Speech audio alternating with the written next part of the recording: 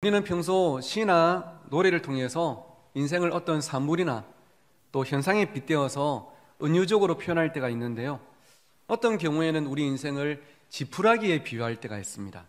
그것은 바람에 쉽게 날아가서 사라지는 지푸라기처럼 아무런 존재감이 없거나 또 살아있긴 하지만 살아있는 것 같지 않고 꿈도 희망도 없이 그렇게 살아가고 있는 모습을 볼 때 쓰는 표현이죠. 그런데 그 대표적인 사례가 오늘 본문에 소개되는 10명의 나병 환자입니다.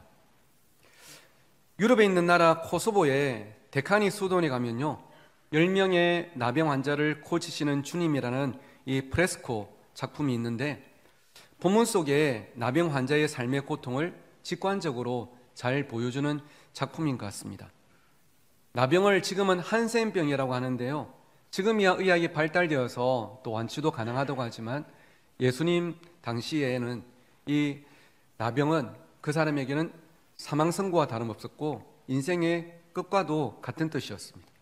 그렇게 그들은 매일 육신의 고통 속에 살았고, 나병이란 질병의 특성상 가족들과 함께 살 수가 없어서 성 밖에 분리되어서 그들끼리 살아야 됐죠.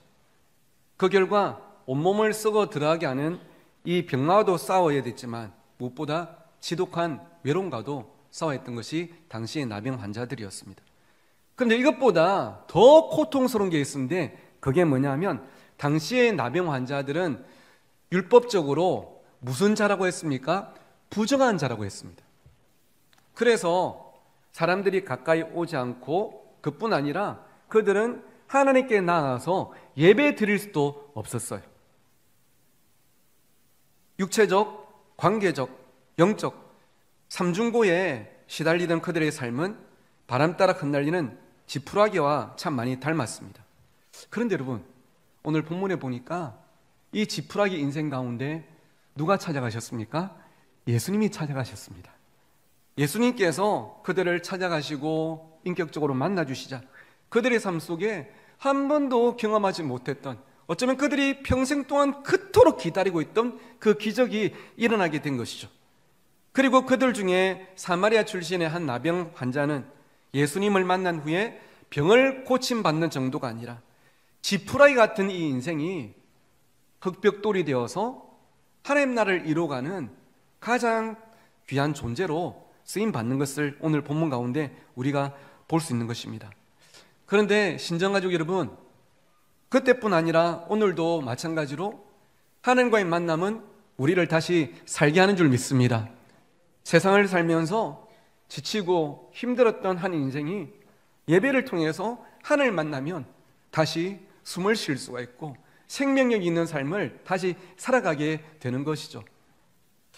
제가 지난 주 중에 한 집사님 부부를 만나서 함께 좀 교제를 했는데요, 참 다행히도 예전보다 몸이나 얼굴이 많이 좋아 보이시는 겁니다. 그래서 말씀을 들어보니까 작년에 과로하고 스트레스 때문에 건강도 안 좋아지고 특히 이 하체 근육도 그냥 싹 빠져가지고 힘들었었는데, 최근에 부부가 함께 헬스를 다니면서 특히 PT를 받으셨답니다. 그러면서 운동을 열심히 하셨는데요, 그 결과 하체 근육도 많이 붙고 몸 전체도 건강해지고 몸뿐 아니고 이 마음의 건강도 회복이 많이 되었다 하시더라고요. 얼마나 감사한지. 그런데 사랑하는 여러분, 저는 우리 울산 신정교회 매주 주일 예배가 성도 여러분에게 그런 시간이 꼭 되기를 간절히 소원합니다. 세상 살아가다가 지친 몸과 마음으로 예배 자리에 나온 여러분이 하나님과의 만남과 그분의 은혜를 통해서 마음의 근육이 더 생기고, 그래서 힘을 내어서 새로운 한 주를 힘차게 달려나가게 되는 이 시간이 꼭 되기를, 나아가 지푸라기 같은 우리 인생이랄지라도 그분의 은혜 가운데 우리가 흙벽돌처럼 단단한 인생이 되어서 하나님께 쓰임받게 되기를 주의 이름으로 축원합니다. 본문으로 들어가 보시면요, 하루는 예수님께서 한 마을을 방문하셨는데 10명의 나병 환자가 예수님을 찾아왔습니다.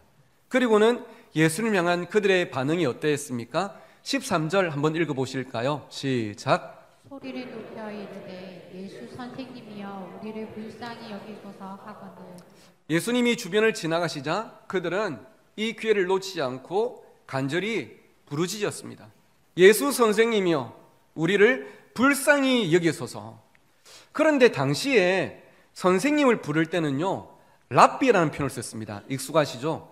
랍비여 이렇게 이제 되어 있는데, 근데 여기서 선생님은 언어를 보니까 랍비가 아니고 에피스타타라고 되어 있습니다. 에피스타타는 뭔가를 가르쳐주는 랍비, 교사가 아니라 주님이란 뜻입니다.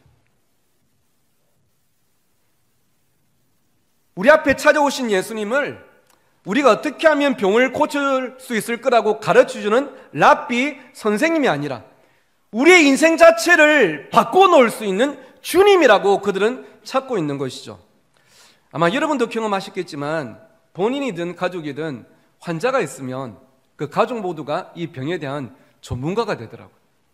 어떻게 하든지 나아야 되니까 본인도 가족들도 막 자료를 찾아보고 공부를 하고 그러면서 이 병에 대해서 전문가가 됩니다.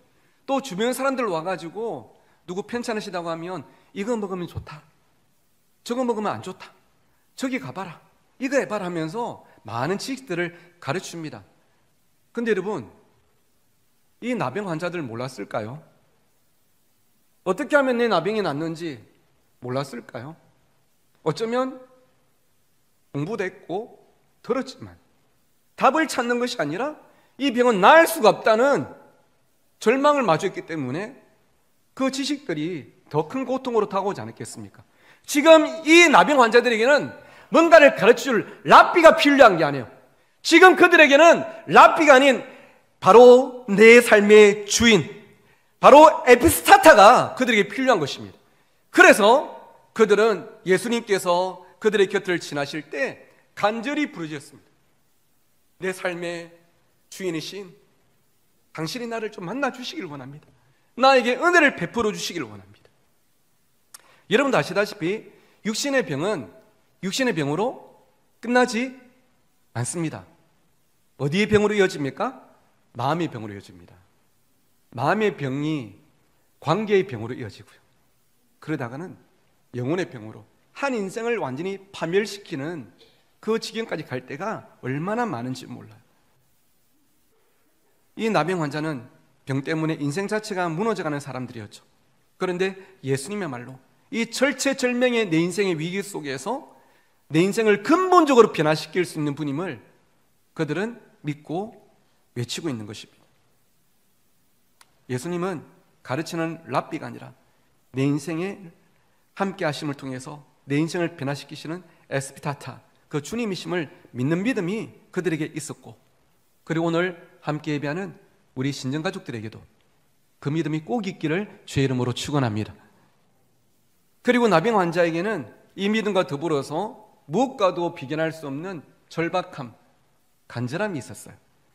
이런 그들은 절박한 믿음이 있었기 때문에 우리를 불쌍히 해달라고 부르짖는 것이죠.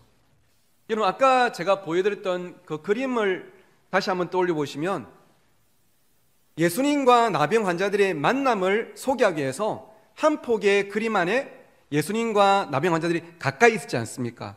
그런데 현실적으로는 아니었어요. 당시에 나병 환자들은 사람들과 약 100보 정도 떨어져서 살아야 됐습니다. 100보, 이 보폭의 차이가 있으니까 약 5, 60m 정도는 떨어져서 살아야 됐어요. 그뿐 아니고 의사들에 의하면 나병이 깊어지면 몸만 쓰고 들어가는 게 아니라 목소리가 점점 사라진다고 합니다. 말을 못하게 되는 거예요. 이 나병 환자들이 이 병이 깊어졌다면 뭔가 말을 하고 싶어도 할 수가 없어요. 소리가 안 나와요. 바로 앞도 아니고 5, 60m 떨어진 거리에서 정상적인 목소리도 아니고 저분이 내 목소리를 들을 수 있도록 얼마나 간절하게 부르짖었겠습니까? 에스피타타! 에스피타타! 찢어져가는 그 목소리와 마음으로 주님을 부르지 않았겠습니까?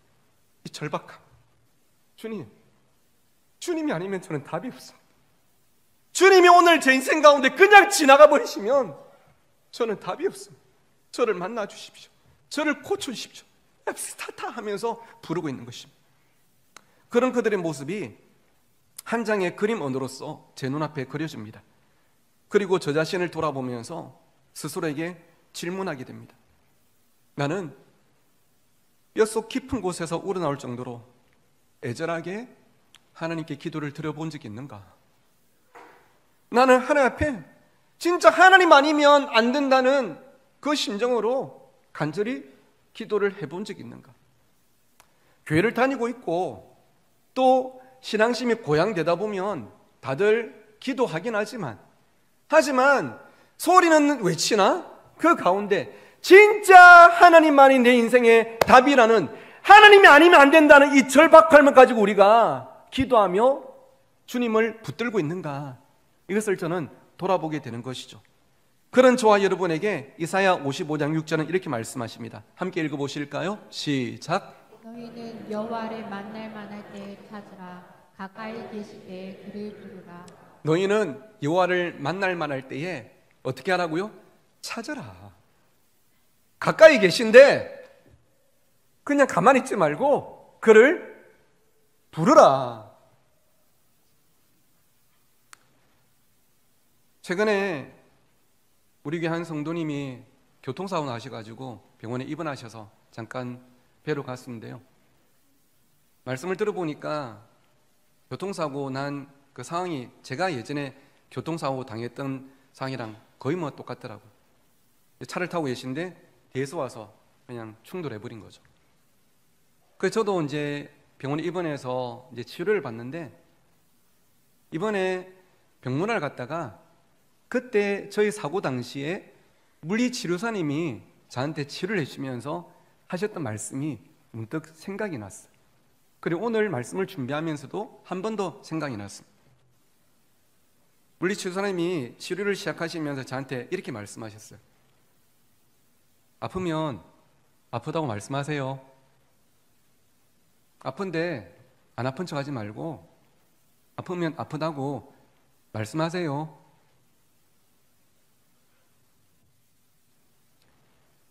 가정을 책임져야 되는 가장이기 때문에, 교회를 이끌어가는 중직자이기 때문에, 한 회사를 운영하는 관리자이기 때문에 아파도 안 아픈 척, 괜찮은 척 그렇게 살아가고 있는 우리라면 하나님 우리에게 말씀하십니다. 너희는 여호와를 만날 만할 때에 찾으라. 가까이 계실 때에 그를 부르라. 아프면 아프다고, 힘들면 힘들다고, 벅차면 벅차다고 나한테 좀 말을 해라. 내가 너희들 아버지지 않느냐? 매일 아버지라면서 왜 나를 아버지로 대하지 않느냐? 나에게 오라. 하나님 우리를 초청하십니다. 사랑하는 신자가족 여러분, 하나님이 여러분의 아버지심을 진짜 믿으시죠? 그렇다면 아버지의 아버지됨을 우리가 기억하면서 아버지께서 자녀 여러분을 위해서 일하실 수 있도록, 은혜를 베푸실 수 있도록 오늘 나병 환자처럼 간절하게 하나님을 찾는 여러분의 삶이 되기를 주의 이름으로 축원합니다. 주님께 간절히 부르짖음을 통해서 그분이 베푸시는 은혜 안으로 우리가 초대받고, 그리고 그 안에서 우리는 다시 한 번 더 회복을 경험하게 될 줄 믿습니다. 우리 모두가 그런 올 한 해 살아가시기를 간절히 축원합니다. 10명의 나병 환자가 예수님께 간절히 부르짖자 길을 가시던 주님의 시선이 그들을 향하셨습니다. 그리고 그들 향해 뭐라고 말씀하셨죠? 14절입니다. 함께 읽어보실까요? 시작. 보시고 이르시되 가서 제사장들에게 너희 몸을 보이라 하셨더니 그들이 가다가 깨끗함을 받은지라. 아멘. 여러분, 그들의 부르심을 듣고 그들의 모습을 보면 그들의 상황과 현실이 심각할 뿐 아니라 처절하기까지 합니다. 와, 저렇게 해서 어떻게 살아가겠냐? 하루가 아니라 1분 1초라도 빨리 나아야 사람답게 살겠는데 얼마나 참 그 상황이 고통스럽겠습니까? 예수님은 그 순간 50m 떨어져서 부르짖고 있는 그들을 한마디 말씀으로 고칠 수 있는 분이십니까? 아니십니까? 그런 분이십니다. 하지만 예수님은 오늘 본문에 보니까 그러지 않으셨습니다. 그들의 부르짖음과 병고침이라는 응답 사이에 예수님은 한 가지를 그들에게, 오늘 우리에게 요구하고 계십니다. 그게 뭐냐면 바로 두 글자로 순종입니다. 여러분 같이 한번 읽어보실까요? 시작. 부르짖음과 응답 사이에 꼭 필요한 것은 우리의 순종이다. 여러분, 우리가 하나님께 부르짖습니다. 하나님은 우리의 말이 끝나기도 전에 응답하실 수 있는 분이십니다. 하지만 그 부르짖음과 응답 사이에 한 가지를 우리에게 요구하시는데, 그것은 하나님의 말씀에 대한 우리의 순종이에요. 이게 무슨 말이냐면, 아까 말씀드린 것처럼 나병 환자는 공동체와 격리되어 살고 있었는데, 어쩌면 그들의 한결같은 바람은 언젠가 온전한 모습으로, 나은 모습으로 가족들에게 돌아가서 보고 싶던 딸을 한번 안아보고 엄마 하면서 엄마가 해주시는 밥도 먹고, 그게 그들이 꿈꾸던 일상 아니겠습니까?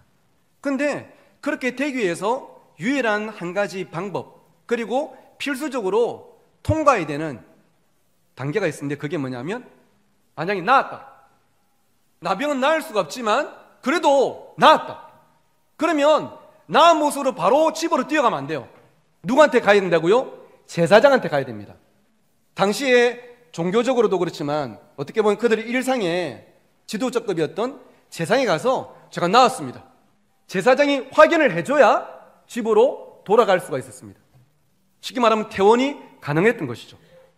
그런데 여러분, 지금 예수님은 그들의 몸이 낫기도 전에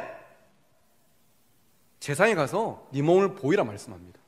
여러분, 몸이 안 낫는데 제사장에 가면 어떻게 되겠습니까? 나아서 가족에게로 돌아가기는커녕 오히려 무시당하거나 더 큰 좌절감만 경험하지 않겠습니까?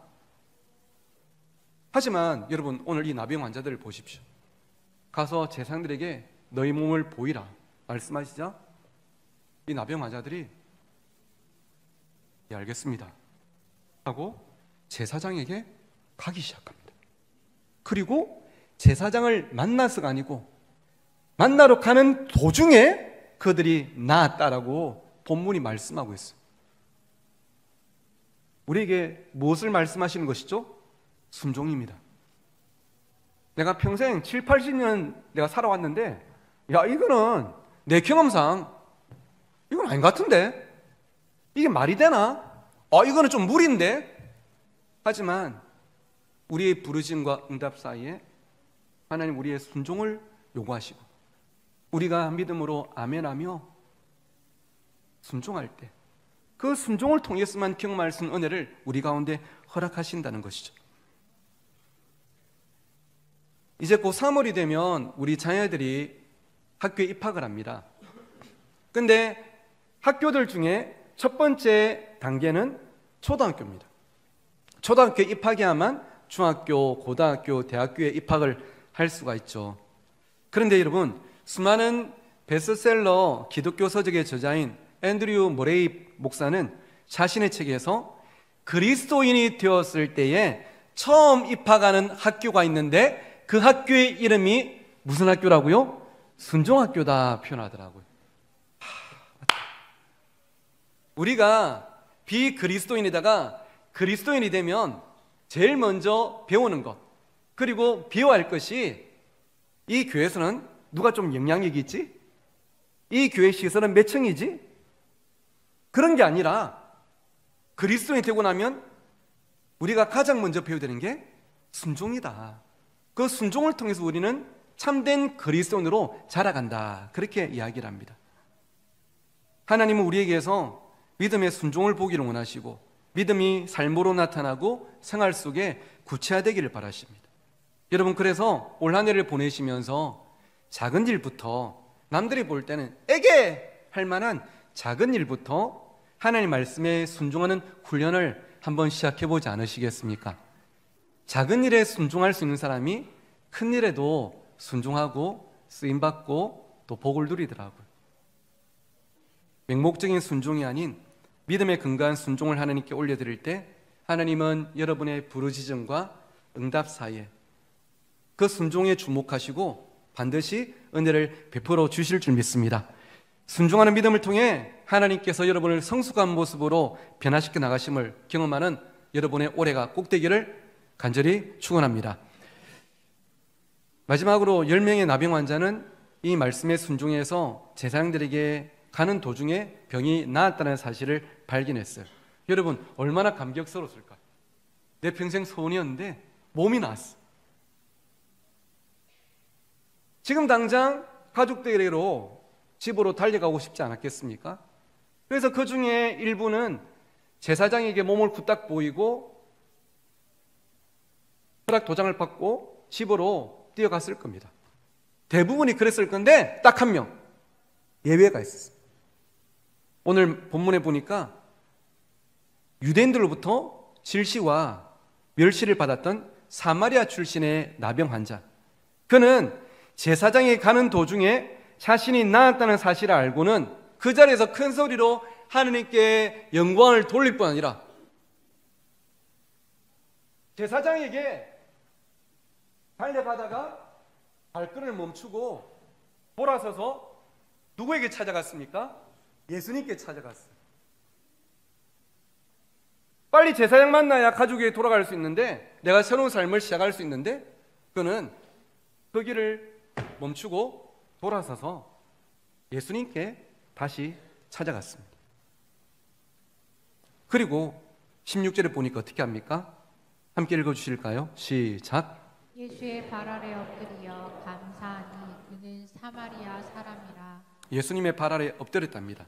이 자세는 제가 지금 앞에 강대상 때문에 똑같이 보여드리긴 힘들지만 상대방 앞에 고개가 땅에 닿을 만큼 엎드린 모습으로서 당시에 자기가 표현할 수 있는 모든 존경과 감사와 예우를 표현하는 게 바로 발 아래 엎드린 것이었습니다. 그리고 이 발 아래 엎드렸다는 표현이 이어서 나오는 감사하다라는 이 말의 원어는 유카리스톤인데요, 이 유카리스톤은 어떤 뜻이냐면 하나님이 죄인에게 베풀어 주신 은총에 대한 감사가 바로 유카리스톤이라는 단어입니다. 다시 말하면 오늘 내가 밥 한 끼 먹을 수 있는 것도 감사하고 병이 나은 것도 감사하지만 그 정도의 조건적인 감사가 아니라 전 우주적인 감사, 하나님이 세상의 수많은 사람들 가운데 나를 선택하시고 불러주시고 나를 위해 죽어주시고 그것을 통해 나를 하나님의 자녀 삼아주신 이 은혜에 대한 감사. 다른 9명은 물론 그들도 감사하는 마음이 있었겠죠. 병이 나았으니까. 하지만 유카리스톤, 오늘 이 사마리아 출신 나병 환자는 그 정도의 감사가 아닌 당신이 진실로 나의 주인이십니다, 구원자십니다 하면서 나를 구원해 주심을, 회복시켜 주심을 감사하고 있는 것입니다. 그러자 예수님은 그런 그의 믿음과 태도에 아주 합당하게 이렇게 말씀하셨죠. 일어나 가라, 내 믿음이 너를 뭐하였느니라? 구원하였느니라. 네가 나았느니라 말씀하지 않으시고 네 믿음이 너를 구원하였느니라, 네가 구원에 이르렀다 말씀하고 있습니다. 여러분, 오늘도 하나님께서 우리에게 찾으시는 것이 있는데 그것은 우리의 감사인 줄 믿습니다. 10명의 나병 환자는 자신들의 필요를 정확하게 알고 믿음으로 예수님께 나아가서 간절히 부르짖었죠. 믿고 순종됐습니다. 이것만 해도 대단한 일이에요. 그런데 그런 그들에게 예수님은 감사, 그 이상의 감사를 원하셨던 것입니다. 왜냐하면 그냥 감사합니다 말을 듣고 싶으셔서가 아니라 그 감사를 통해서 우리 각자가 하나님 원하시는 더 성숙한 신앙으로 나아가기 때문이죠. 화면에 있는 글은 오래전 신대륙에 정착하면서 수많은 고통 속에서도 감사를 선택했던 퓨리탄 그 청교도들의 고백 가운데 일부입니다. 촛불을 보고 감사하는 사람에게 하나님은 별빛을 주시고 별빛을 보고 감사하는 이들에게 달빛을 주시고 달빛을 보고 감사하는 이들에게 태양빛을 주시고 태양빛으로 인해 감사하는 이들에게는 태양빛도 필요 없는 천국을 주신다. 참 감격스러운 그런 문장이 아닐 수가 없습니다. 여러분, 우리 신앙 고백의 완성은 감사임을 꼭 기억하시기를 바랍니다. 또한 더 크고 놀라운 축복의 문을 여는 열쇠도 감사란 사실을 꼭 명심하시기를 바랍니다. 캄캄한 밤하늘에 반짝이는 작은 별들을 보십시오. 하늘이 캄캄하기에 그 별들이 더욱 빛나듯이 여러분의 인생에 가장 힘든 순간을 누군가를 향한 원망이 아니라 하나님을 향한 감사로 올려드릴 때 그 감사가 큰 빛을 내는 또 하나의 별로서 여러분의 삶을 비춰줄 줄 믿습니다.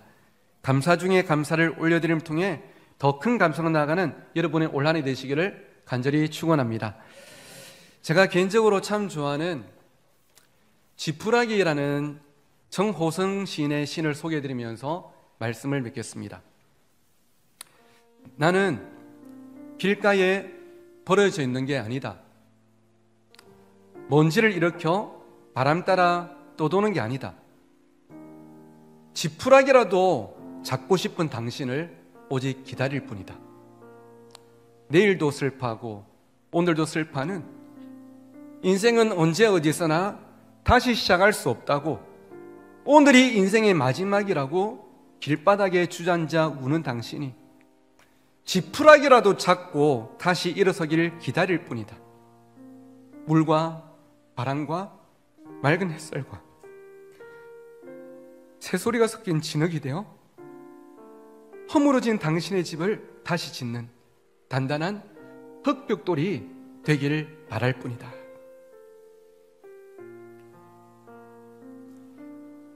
재정의 문제, 건강의 문제, 자녀의 문제, 관계의 문제 등으로 길바닥에 주저앉아 우는 사람들이 있습니다. 나도 다시 시작하고 싶은데 내 인생은 이제 다시 시작할 수 없다고 힘들어하는 분도 있습니다. 그런데 여러분, 지푸라기는 그런 그들에게 나를 잡고 일어서라면서 그 옆에 기다리고 있습니다. 거기서 멈추지 말고 이 지푸라기는 당신의 집을 다시 짓는 단단한 흙벽돌이 되고 싶다고 말하고 있습니다. 여러분, 물, 바람, 맑은 햇살과 새소리가 섞인 진흙으로 만들어진 흙벽돌 집이 얼마나 튼튼하고 아름다울지 가히 짐작이 됩니다. 그런데 여러분, 흙벽돌을 만들려고 하면 지푸라기가 반드시 섞여 있어야 되는데 내가 그 지푸라기가 되어주겠다고 말하고 있는 것이죠. 때로 나의 삶이 지푸라기처럼 하찮고 가치 없고 약하고 부족하게 여겨질지라도 하나님을 향한 간절한 믿음, 순종, 감사 위에 감사로 나아갈 때에 하나님은 여러분을 하나님 나라를 세워나가는 단단한 흙벽돌로 사용해 주실 줄 믿습니다. 지푸라기 같은 인생에 부으시는 하나님의 은혜를 붙잡고 이번 한 주도 올 한 해도 믿음으로 승리하는 여러분 모두가 되시기를 주의 이름으로 축원합니다.